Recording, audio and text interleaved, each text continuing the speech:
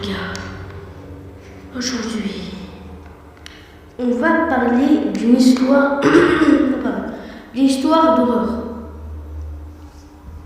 Et une histoire d'horreur vraiment flippante, et elle n'est pas comme les autres.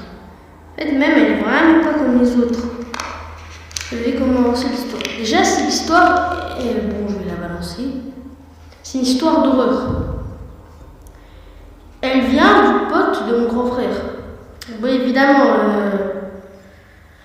l'histoire elle sera un peu bizarre à vous dire, mais on va commencer. 3, 2, 1. L'histoire d'un ado, voilà, tranquille. Son pote s'appelle Issam. Bon, Issam, c'est mon grand frère. Je suis Brenrod, ok. Bref, on continue la vidéo. Il devait aller en Tunisie pour voir sa famille. Mais un problème, sa famille fait de la sorcellerie. De la sorcellerie.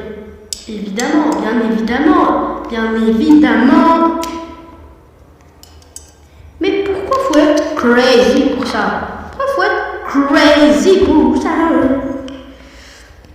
Il est allé chez sa famille, il est parti bouffer et il est allé dans sa chambre. Il est parti dormir, mais il a fait une paralysie de sommeil. Par contre, ce qui était bizarre dans cette paralysie de sommeil, c'est qu'il pouvait bouger. Donc déjà de un, il pouvait bouger, c'est pas normal.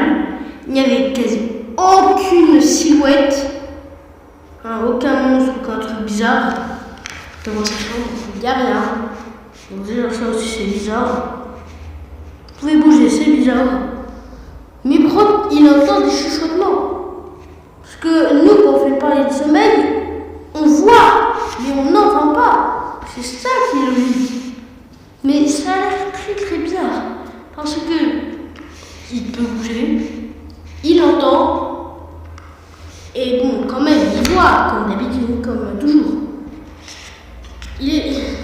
Ensuite, il s'est réveillé.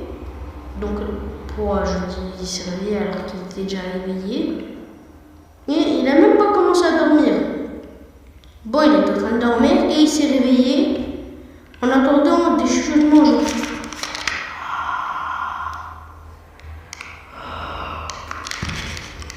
Des chuchotements, genre il entendait des petits bruits comme ça bizarres.